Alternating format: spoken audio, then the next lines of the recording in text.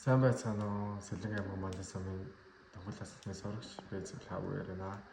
Өнөөдрийн миний сэдэв бол сургуулийн орчны онцны ус болон ариун цэврийн байгууламжийн стандарт ба хүртээмж. Сургуулийн онцны усны чанарт дараах 3 зүйлстэй настай анхаарах хэрэгтэй. Нэгт худлын амсар усан сангийн орчныг бохирдлоос хамгаалах. Тэгээд усны дээжийг тогтмол шинжилүүлэх. Хоёрт болохоор шүүлтүүр ус буслахгүйч эсвэл халаржуулалтын арга ашиглах замаар нэм бохирдлыг багасгах. Гуравт сурагч бүр хөссөн үедээ ус уух боломжтой байх. Унтны ус уух цэгийг сургуулийн дотор болон гадна талд зөв байрлуулж хоггүй цэвэрхэн байлгах.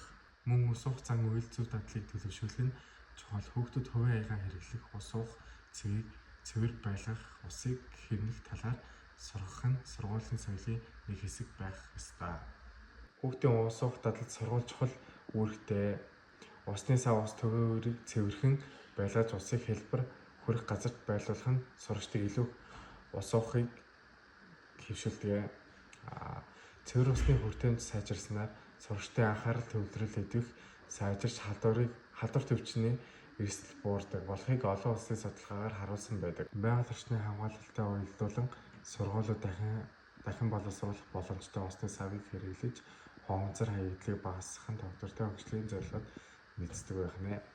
Ирээдүйд бүх сургуулиуд стандартын шаардлага хангасан унтны усны систем бүрэн нэвтрүүлсэн нь эрүүл аюулгүй сургалтын орчны гол нөхцөл юм аа. Усгүйгээр бидний бие оюун ухаан бүрэн ажиллаж чадахгүй. Тиймээс сургуульдаа унтны усны чанар хүртээмжийг анхаарч ус түгээгүүрийн цэвэр байлгаж усаа хэмнэж хэрэглэх нь бид бүгдийн үүрэг лээ.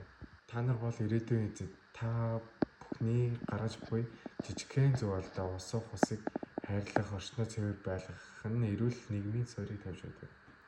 Тиймээс ус уух бүрдээ эрүүл ирээдүгээ ууж байна гэж санаарай. Цэвэр ус эрүүл амьдралын эхлэл, хамтдаа усны үн цэнийг хамгаалж цэвэр орчинд солилцгаая.